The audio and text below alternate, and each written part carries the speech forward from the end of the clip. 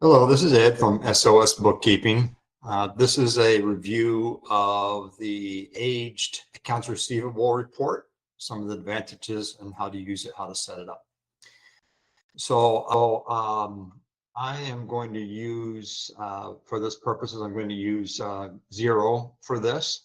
And some of our clients like to keep their bookkeeping on Excel or Google Sheets, but you'll see that that would be very difficult to do, to keep your aged accounts receivable in that format. And for Xero, for instance, they have an edition that's just $15 a month. So it's very inexpensive to be able to utilize a software that will do a lot of things for you.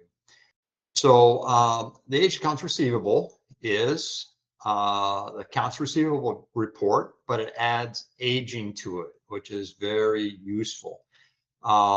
Anything that is due in less than 12 months is a current debt, and that's what would go on your accounts receivables.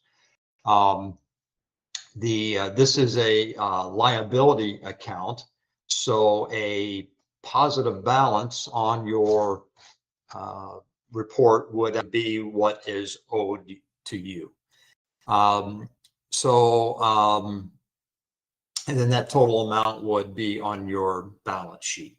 So let's take a look at how the page is set up.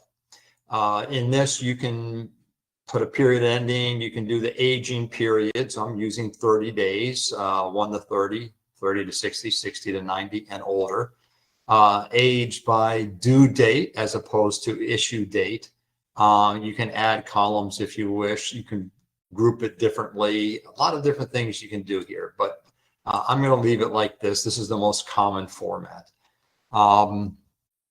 So what we have set up here are on the left side are all the clients or customers that currently owe you money.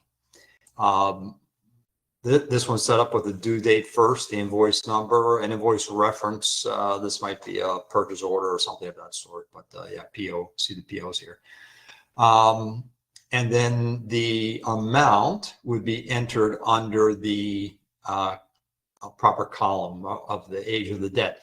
And the system will move it along this process as long as it remains unpaid.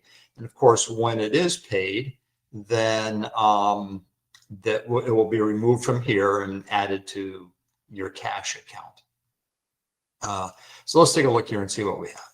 So the basket case is a current, actually due date. It was issued 11th, due the 21st. So terms you can see are due in 10.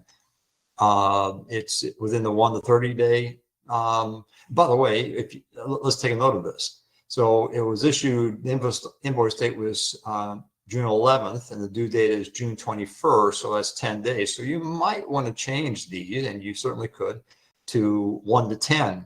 And then 10 to 30 or 40, to age it that way. So you can structure it any way that you need. So this is one that's current, so no issue there. And let's take a look at Bayside Club. You can see they're current, no issue there. City Limousine. So this is an interesting one. You can see invoice, invoice, invoice, invoice. And you can see as this, let's look at the first invoice. It's way out here. It's older than 90 days. And then when April was issued, of course, it was probably in the 1 to 30.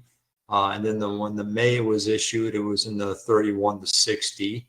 When it came to June, $650, you see this would have helped you make good decisions. And that's what this report does.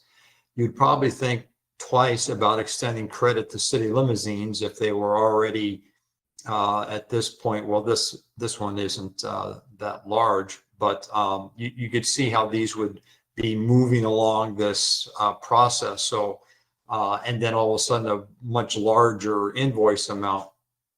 So if you were on top of things and using this report properly and checking it, this is probably not something that a prudent business person would have done, is extend them this credit unless these were all 650 and then making payments or something of that sort, which you could go to the client statement, the client account, generate a statement, and you could see that. So that's another advantage of having the softwares.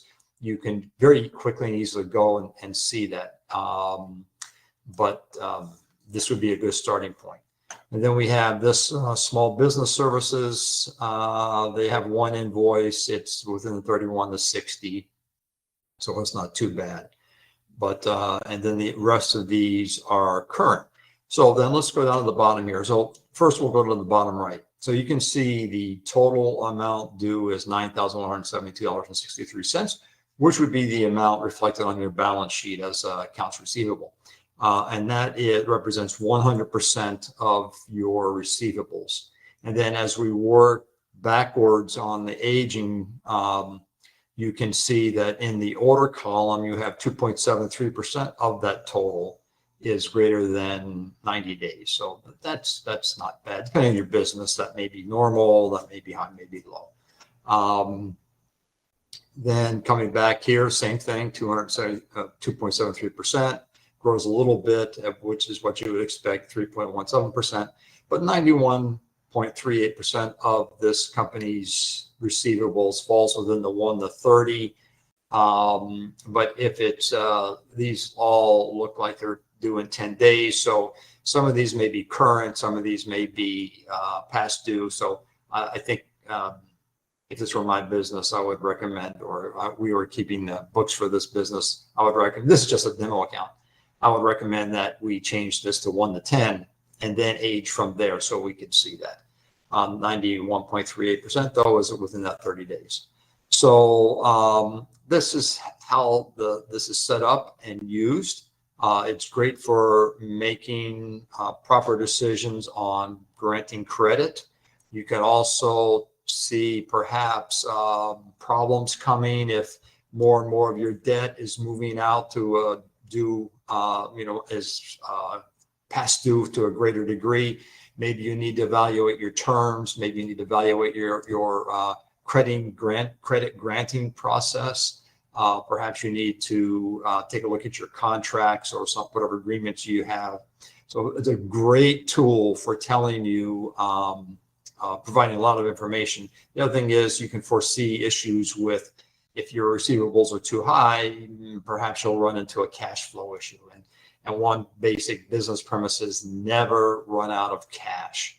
So you would know to start upping your collection efforts earlier. There's a kind of a sister report of this is your aged accounts payable, which is showing what you owe. So these work in conjunction together. So there's a quick summary of how the aged accounts receivable